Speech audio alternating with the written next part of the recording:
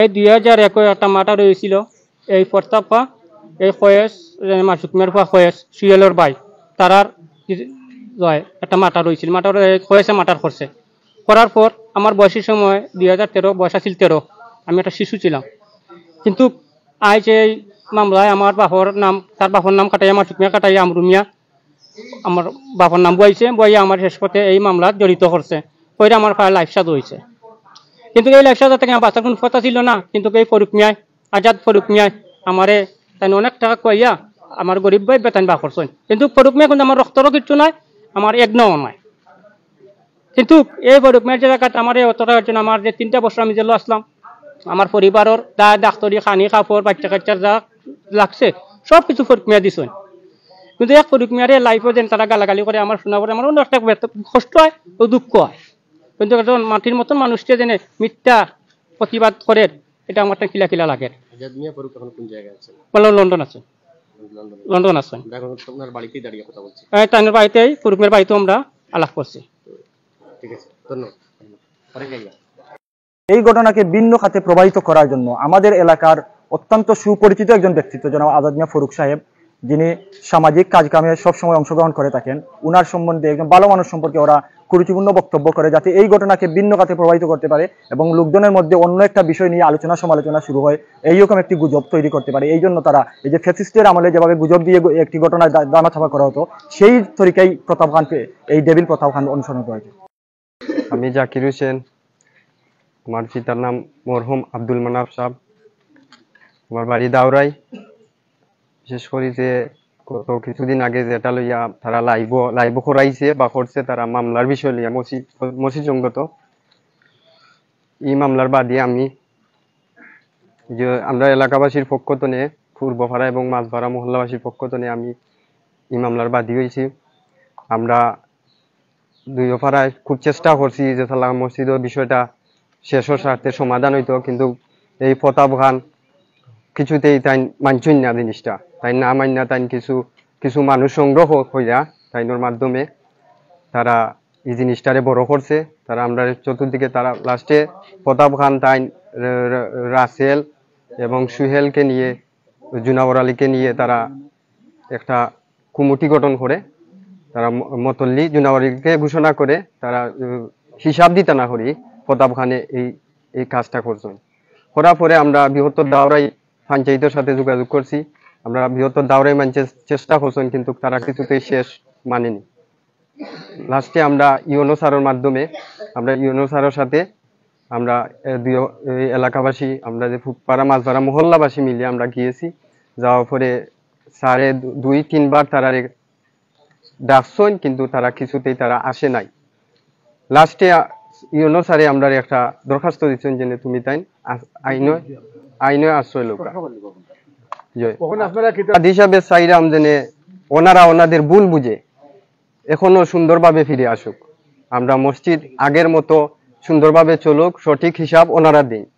ওনারা বলতেছেন যে 1-1.5 লক্ষ টাকা, কিন্তু বিগত 15 থেকে 16 বছরে কোনো হিসাব ওনারা দেননি। না দেওয়ার কারণে এই অত টাকা আমাদের দাবি 20 থেকে 22 লক্ষ টাকা হবে এই মসজিদে, কারণ মসজিদের বিভিন্ন আয় আছে কিন্তু মসজিদের ব্যয় নাই। আমাদের ইমাম মুয়াজ্জিনের বেতনটা কিন্তু আমরা মহল্লাবাসী এগুলো দেই। আমাদের দাওরাই গ্রামের জামে মসজিদ নিয়ে একটা ঝামেলা তৈরি হয়েছে হিসাব চাওয়ার কারণে। আমাদের মহল্লাবাসী গ্রামের পঞ্চায়েত প্রতাপ খানের কাছে দীর্ঘ 15-16 বছর যাবৎ হিসাব না দেওয়ায় সবাই মিলে 16 বছরের হিসাব দাবি করে সেই হিসাব চাওয়ার অপরাধে প্রতাপ খান গং তাদের গ্যাং নিয়ে হামলা মামলা বিভিন্ন ধরনের নৈরাজ্য সৃষ্টি করেছে আমাদের দাওরাই গ্রামে। এবং বিগত কিছুদিন আগে লাইভে এসে সেই ঘটনাকে ভিন্ন খাতে প্রবাহিত করার জন্য আমাদের এলাকার একজন প্রবাসী ব্যক্তিত্ব, অত্যন্ত দানশীল এবং সামাজিক ব্যক্তিত্ব ও রাজনৈতিক ব্যক্তিত্ব, যিনি সবসময় সমাজের সকল উন্নয়নমূলক কাজে অংশগ্রহণ করে থাকেন, উনাকে নিয়ে বাজে মন্তব্য করেছে। তার সেই মন্তব্যের প্রতিবাদে আমরা জনাব আজাদ মিয়া ফারুক সাহেব উনার বিরুদ্ধে যে কুরুচিপূর্ণ মন্তব্য করেছে সেই মন্তব্যের প্রতিবাদে আমরা দাওরাই পূর্বপাড়া এবং মাঝপাড়া পঞ্চায়েত আজকে আপনাদের মাধ্যমে আমরা দেশ এবং দেশের বাহিরে সবাইকে বাস্তব যে জিনিসগুলো ঘটেছে সেইগুলো তুলে ধরার জন্য, সবাইকে বোঝানোর স্বার্থে সত্যটা তুলে ধরার জন্য আজকের এই ভিডিও বার্তা করা হয় আমাদের। দেখেন, একটি কথা আছে যে নিম্ন শ্রেণীর মানুষের সর্বশেষ হাতিয়ার হলো অশ্লীল ভাষা। তো আমরা দাউরাই পূর্বপাড়া এবং মাঝবাড়ার পঞ্চায়েত যখন আমরা 16 বছরের হিসাব দাবি করি, আমাদের আনুমানিক হিসাব 20 থেকে 25 লক্ষ টাকা হবে। সেই টাকাটা আত্মসাৎ করে প্রতাপ খান তার 2-1 সহকারীদের নিয়ে আত্মসাৎ করে, সেটা এই ঘটনাটা আমরা গ্রাম panchayat, UNO sir, OC sir এবং শেষ পর্যন্ত কাউকে না মানার কারণে আমরা মামলা পর্যন্ত করি আমাদের পঞ্চায়েতের পক্ষ থেকে। প্রায় 16 বছর ধরে কোনো হিসাব কিতাব নাই, মনে করলে আসতে পারে আমরা 20 থেকে 25 লাখ টাকা আমরা রুমাল মনে করলো 16 বছর এখানে আয় ব্যয় সব কিছুই মনে করলে আমরা কেউ তাকে হয় ব্যয় নাই কিন্তু আয় হয় আমরা মসজিদের হিসাব বা কেশিয়ার কে ছিলেন? কেচিয়ার ছিলেন ফরতাব খান, ফরতাব খানের বাপ আওলাদ খান, আর ফরতাব আল্লাহ কেশিয়ার, বুঝছেন? এই হলো মসজিদের হিসাব। এই হিসেবে মসজিদের লন্ডনে যে আজাদ মিয়া ফারুক নিয়ে আপনাদের কি বক্তব্য? আজাদ ফারুক মিয়া সাহেব তাই মনে হলাম প্রবাসী, তাই দানশীল মানুষ, মনে হইল গরিব দুঃখী মানুষের পাশে তাই থাকেন বা যেসা আহত বিপদে তাই সাহায্য করেন মানুষের, খুব দানশীল। যারা অভিযোগ করা এরা মনে হইল তারা আক্রোশমূলক এই জিনিসটা তারা করে, মনে হইল তাই এই ধরনের মানুষ নাই। এলাকাবাসী হিসেবে কি চাচ্ছেন? আমরা এলাকাবাসী হিসাবে মনে করলে শান্তশিষ্ট বিচার চাই, আমরা মসজিদের হিসাব চাই, মনে করলে যে আগর যে শান্তি ছিল ও শান্তিটা মনে করলে আবার নামাজ পড়তে চাই বা ও শান্তিটা আবার না আমরা যাইতে পারি না মসজিদে, তারা বেজাল করে আমার লাগে। তারা ওই ফরতাব খান, সুহেল আসে, কি নিয়ে বেজাল? ও তো মসজিদের হিসাব কিতাব তারা দেন না, মুসল্লি লিয়া বেজাল করে, রাস্তাঘাটে মাইর দিয়ে সপ্তাহ করে, আমরা বুঝিনি যাইতে পারি না, বাজারহাটও খুব অসুবিধা। এখন আপনারা এলাকাবাসী হিসেবে আপনাদের দাবি বা কি বিচার চাচ্ছেন? আমরা চাই আইনের মাধ্যমে বা সাংবাদিকের মাধ্যমে আপনারা এটা শেষ করে দেব, গ্রামবাসী সকল সুখে শান্তিতে। আমরা তো তুলে ধরবো না, সকলে মিলিয়া মনে করো আইনের আশ্রয় আমরা লইছি, আমরা তো খেয়েছেও করছি, মানে আইনে এটা শেষ করে দেব, আমরা নামাজ পড়তাম আপনারা সকলে এলাকাবাসী মিলিয়া। বা প্রবাসী যারা আছেন গ্রামের যুব সমাজ সকলে মিলে পারেন না এটা শেষ করার মানে কোনো সুযোগ আছে কিনা? না আমরা তো সকলে পারলাম না, পারলে তো শেষ হয়ে গেল। আমরা হিসাব কিতাব লইয়া আমরা লাগছি, আমরা হিসাব চাইছি, কমিটি চাইছি, মসজিদের যে কমিটি চাইছি হিসাব চাইছি, আমরা দিতে চাই না। কে দিতে চায় না? ফরতাব খান, রাসেল খান, সুহেল খান, এটা তারা আমরা এটা দিতে চায় না, ও বেদাল করতে করতে করতে তো ক্ষমতা বা কুটির জোরটা কোথায়? জিও তার হামেশা তাহা আওয়ামী লীগ করে, তার ক্ষমতা আছে। এ দল করিয়া আর আমরা মসজিদও যাইবা যায় না, মসজিদও গেলে মাইর ডেঙ্গা ওষা দিতে আমি শুরু। এখন আপনার এলাকাবাসী আপনাদের দাবি কি? দাবি কি আমরা যদি আল্লাহ আগর শান্তি আগর হিসাব কিতাব আমরা দেলায় তো শান্তি হিসাব সকল তো শেষ হই। এটা বলবো যে আমাদের গ্রামে প্রায় 70 থেকে 75টা ফ্যামিলি আছে। এখানে যারা দেখছেন এরা বিয়বরা পঞ্চায়েত, আমরা মেজরিটি পঞ্চায়েত। এমনকি আমাদের এই পঞ্চায়েত এই বেদাল সৃষ্টি হওয়ার পরে আমরা এই দাওরাই ফুপাড়া, মাঝপাড়া ও পশ্চিমপাড়া মিলে উনি যখন বারবার ওনার কাছে পঞ্চায়েত যখন যায়, তখন উনি পঞ্চায়েতকে যখন অমান্য করেন, তখন উনাকে পঞ্চায়েতের বাদ দিয়ে দেন। রাসেল ও ফরতাবাকে ওনার ফাঁসর বাদ দেওয়া হয়। ওনাকে যদি ফাঁসর বাদ দেওয়া হয় তাহলে উনি মেজরিটি কিভাবে হন? ওনাকে তো পঞ্চায়েত বাদ দিয়ে দিয়েছে। উনি বাদ দেওয়ার পরে উনি প্রতাপ খান, সুহেল ও রাসেল মিলে ওনাদের একটা গ্যাং তৈরি করেন। উনি এই দাওরাই গ্রামে বিশৃঙ্খলা সৃষ্টি করতেছেন। পঞ্চায়েত যখন বারবার ওনার কাছে যায় উনি ফিরিয়ে দিতেছেন, ওনাকে পঞ্চায়েতে বাদ দেয়। তারপর আমরা আইনের আশ্রয় নিই।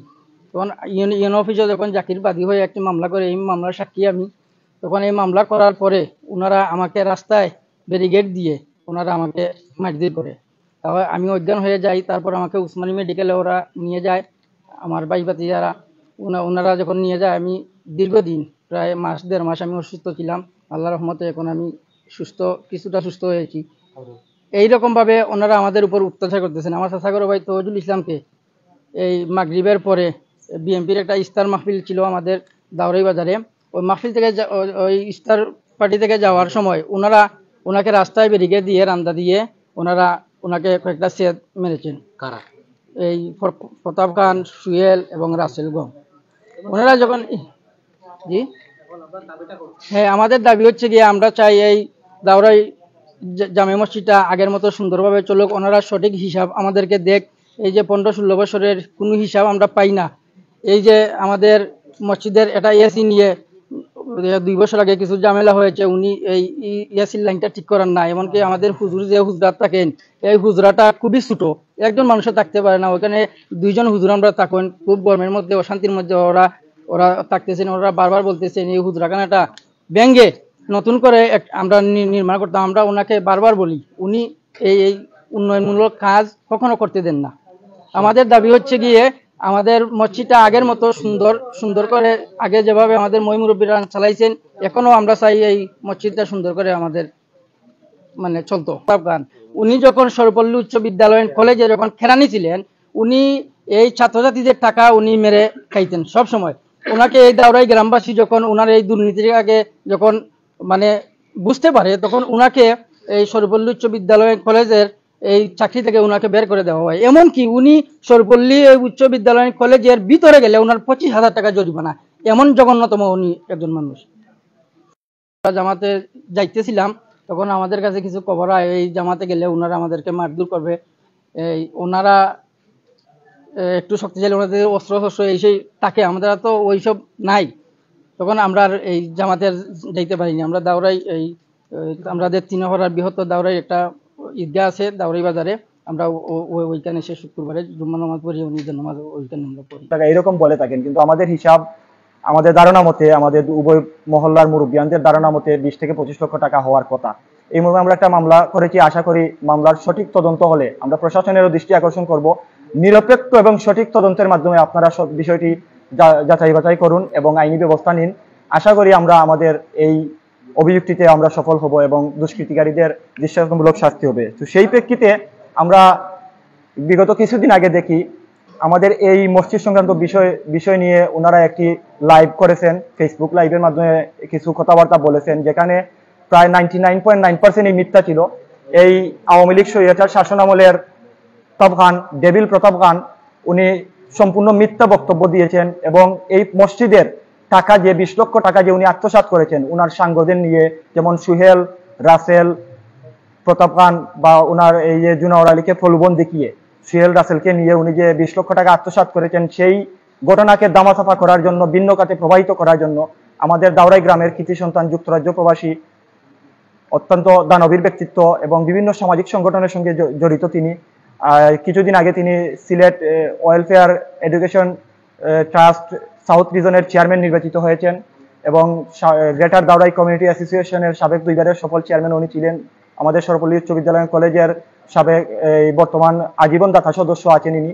এরপরে উনার যে আরো যা উন্নয়নমূলক কাজ আছে, বিভিন্ন প্যান্ডামিকে, যেমন ফেনীতে ভয়াবহ দুর্ঘটনায় উনি কিভাবে দান সহযোগিতা করেছেন, আমাদের বৃহত্তর এলাকায় যে কোনো দুর্ঘটনায় বা কোনো দুর্যোগে অথবা অসহায় গরিব মানুষদের পাশে উনি যেভাবে থাকেন, এইরকম একজন ভালো মনের মানুষকে, দানশীল মানুষকে নিয়ে ওনারা কুরুচিপূর্ণ বক্তব্য করেছেন, সম্পূর্ণ এই ঘটনাকে ভিন্ন খাতে প্রবাহিত করার জন্য আক্রোশমূলক এবং ষড়যন্ত্রমূলকভাবে এই ডেভিল প্রতাপ খান এটি পরিকল্পনা করে করেছেন। এবং যাদেরকে দিয়ে ইনি বক্তব্য দিয়েছেন, কিছু মুরব্বী মানুষও উনি সংগ্রহ করেছেন, যারা বিশেষত পঞ্চায়েত, গ্রামের পঞ্চায়েত কিংবা মিটিং কিংবা প্রাতিষ্ঠানিক কোনো কর্মকাণ্ডে যারা কখনো জড়িত থাকেন না।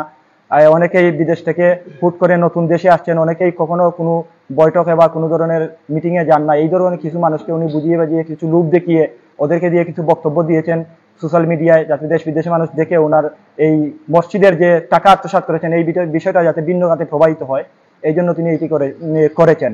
তো আজকে আমরা দাওরাই পূর্বপাড়া এবং মাঝপাড়ার মুরব্বিয়ানদের নিয়ে আজকের এই প্রতিবেদন করার উদ্দেশ্য হলো, আমরা দেশ এবং দেশের বাইরে যারা দেখছেন বা আপনারা যারা প্রিন্ট এবং ইলেকট্রিক মিডিয়ার সম্মানিত সাংবাদিকবৃন্দ যারা আছেন, আপনারাও বিষয়টি প্রয়োজনে অনুসন্ধান করবেন, নিরপেক্ষভাবে যাচাই বাছাই করবেন। আশা করি আমরা যে সত্য কথাটা বলছি সেই সত্য কথাটা সবার সামনে ফুটে উঠবে এবং এই যে দুষ্কৃতিকারী প্রতাপ খান এবং তার সাঙ্গপাঙ্গ যারা এই দাওরাই গ্রামকে, শান্ত গ্রামকে অশান্ত করে তুলেছে, এই শান্ত পরিবেশকে অশান্ত করে তুলেছে, পঞ্চায়েত মানে না, শান্তি চায় না, আপোষ মানে না, বিচার মানে না। আমাদের এই উল্লেখযোগ্যভাবে একটি কথা না বললেই নয়, আমাদের সাবেক ভারপ্রাপ্ত এই কর্মকর্তা, আমাদের জগন্নাথ থানার অফিসার মখলিসুর রহমান আখন্দ, এরপরের আরেকজন সাবেক অফিসার জনাব এই রুহুল আমিন সাহেব, এরপর বর্তমান অফিসার জনাব মাহফুজিয়া বুয়া স্যার এবং আমাদের ইউনো স্যার, আমাদের এসিলেন্ট স্যার, আমাদের ইউনিয়নের পরিষদের ভারপ্রাপ্ত চেয়ারম্যান, জগন্নাথপুর উপজেলা আশারকান্দি ইউনিয়নের বিএনপি জামাত জমিয়তের সিনিয়র নেতৃবৃন্দ, সামাজিক, শিক্ষক, এরপর মানবাধিকার কমিশনের সদস্য জনাব কায়েস চৌধুরী, সাংবাদিকও উনি, ওনারা সব শ্রেণী পেশার মানুষ মিলে এই বিষয়টা সমাধান করার চেষ্টা করলেও শুধুমাত্র প্রতাপ খানের একগুয়ামি এবং স্বৈরাচারী মনোভাবের কারণে বিষয়টির সমাধান না হয়ে আমাদের মসজিদটি আজ ওনাদের দখলে। আর আমরাও চাচ্ছি না আমাদের মসজিদ নিয়ে কোনো দুর্ঘটনা ঘটুক, আল্লাহর মসজিদে কোনো খারাপ কিছু হোক, সেই জন্য আমরা আইনের আশ্রয় নিয়েছি। সকলের পরামর্শ ক্রমে আমাদের মহল্লাবাসীর সবাইকে পরামর্শ নিয়ে এই বলে আমি আমার সংক্ষিপ্ত বক্তব্য এখানে শেষ করছি। ধন্যবাদ সবাই।